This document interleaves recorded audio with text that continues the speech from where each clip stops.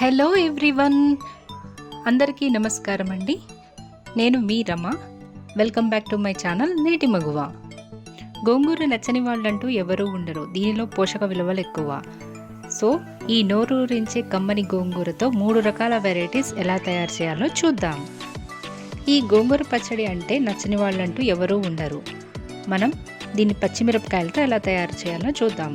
ఒక కట్ట గోంగూరకి 10 పచ్చిమిరపకాయలు తీసుకొని వేయించుకొని పక్కన ఉంచుకోవాలి. అది చల్లారిన తర్వాత ఒక మిక్సీ జార్లోకి వేసి మొదటగా పచ్చిమిరపకాయలు, జీలకర్ర, వెల్లుల్లి, సాల్ట్ వేసి మెత్తగా పేస్ట్ అయిన తర్వాత గోంగూరను కూడా యాడ్ చేసుకొని కోర్సుగా గ్రైండ్ చేసుకోవాలి. దీన్ని తర్వాత ఒక బౌల్లోకి తీసుకొని తాలింపు వేసుకోవాలి. ఈ తాలింపులో ఆవాలు, మినపప్పు, జీలకర్ర, ఎండుమిరపకాయలు, కరివేపాకు, ఇంగువ వేసుకున్న తర్వాత లాస్ట్లో ఉల్లిపాయలు వేసుకొని గోంగూరలో కలుపుకోవాలి. ఇది చాలా కమ్మగా టేస్టీగా ఉంటుంది. ఇంతేనండి, చాలా సింపుల్ కదా. ఇప్పుడు సెకండ్ ప్రొసీజర్ చూద్దాము. ఇది ఎండుమిరపకాయలతో తయారు చేసుకుందాము. ఈ రోటి పచ్చడి కూడా చాలా బాగుంటుంది. ఇది చాలా సింపుల్. దీనికి కావాల్సిన ఇంగ్రీడియంట్స్: ఎండుమిరపకాయలు, మెంతులు, జీలకర్ర, ధనియాలు, మినపప్పు, పచ్చిశనగపప్పు.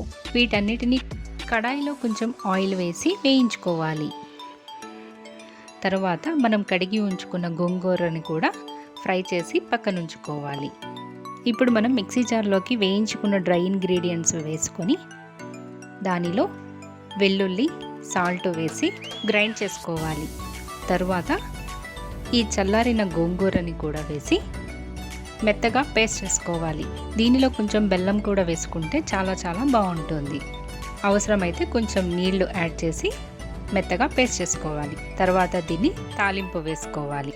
ఇది వేడివేడి అన్నంలో నెయ్యి వేసుకొని తింటే చాలా కమ్మగా ఉంటుంది. సో మీరు ట్రై చేసి ఎలా ఉందో కామెంట్ చేయండి. ఇప్పుడు థర్డ్ రెసిపీ చూద్దాం.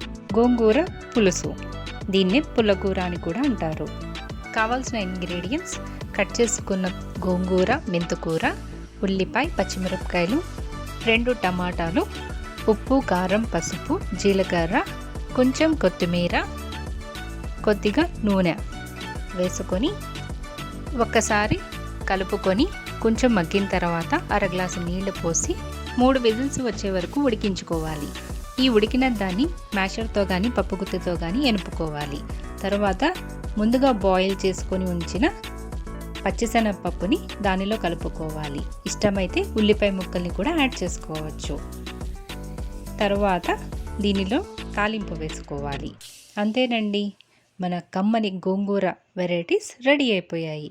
మీకు ఈ వీడియో నచ్చినట్లయితే please like, share and subscribe my channel. Thanks for watching my video.